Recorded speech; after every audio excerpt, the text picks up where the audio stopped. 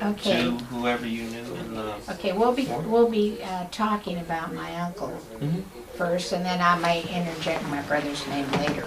Okay, my name's Alice Irvine, and we'll be speaking about my uncle. His name was Albert Freese. Okay, Albert Freese. His last name is spelled F-R-E-E-S-E. S-E. Okay. All right. Now, do you remember when your uncle was drafted, or did he? No, he wasn't drafted. We came out in 1941, August of 1941, to California to live. We moved from Arizona. Okay, from Arizona. Was there any rules or laws where he had to, or sorry, did he choose to enlist, or was there a reason why he joined the military? Well, he didn't join them. It wasn't the military. What he did was he came out to California to look for a job, like my father, because they said the employment here was better than where they were in Arizona. Okay. So they came out here, we came out here as a family, and he left his family back in Arizona until, because he wasn't sure whether he was going to stay in California or go back home. Okay. So when he came out here, he and my dad started looking for work, and my dad got a job right away. He was, because he's an arc welder, and he knew all about steel and stuff like that. My uncle just went around the different places looking for work. He finally went to San Pedro, to the harbor, where they, have the ships, the harbor. They had a shipyard there, and so he went over there, and they were hiring on government employees to go to Wake Island. Wake Island. Now, where is that? Yeah, in the Pacific.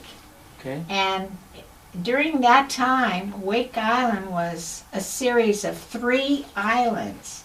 So they wanted the United States to build bridges to connect all 3 islands to make it one island. Okay. And that's what he hired on as, with the government as a contractor, along with gugobs of other men.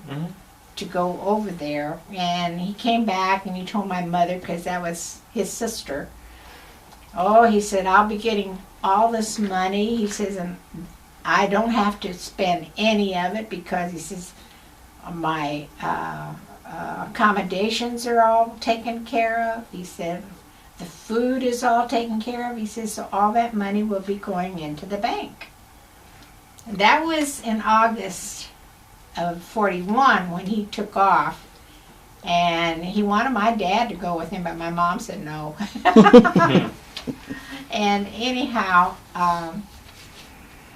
when the war, when they bombed Pearl Harbor in December, they went after that, and all over the Pacific Islands there, they were, just taking over, because I guess I'm not really quite sure where the Wake Islands were, but I guess must have been close to Japan and stuff, because anyway, when they struck there, all of the government employees that were working on those bridges from about, like, I would say, September and October and November, they were all working.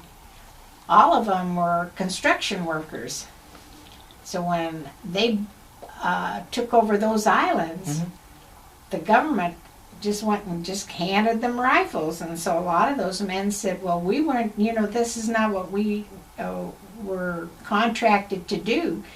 So their supervisors or whoever they, were working for at the time, that were the immediate supervisors or their bosses, they said, well, you're in the Army now.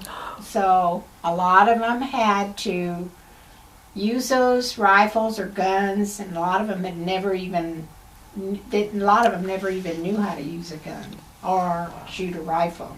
Of course, my uncle did, because he was raised, during the time where you could go hunting, and shoot rabbits and whatever back in Arizona, because it was still, you know, quite, at the time he was growing up, it was still quite Rural. rural. It wasn't like, you know, it is today. Excuse me. So, Be sure to tell him how the formation of the Seabees came about. I don't know, because see, the Well, Seabees I- happened afterwards. Everybody said that Seabees were there, but I would No, have to say they were there. afterwards, Tommy, not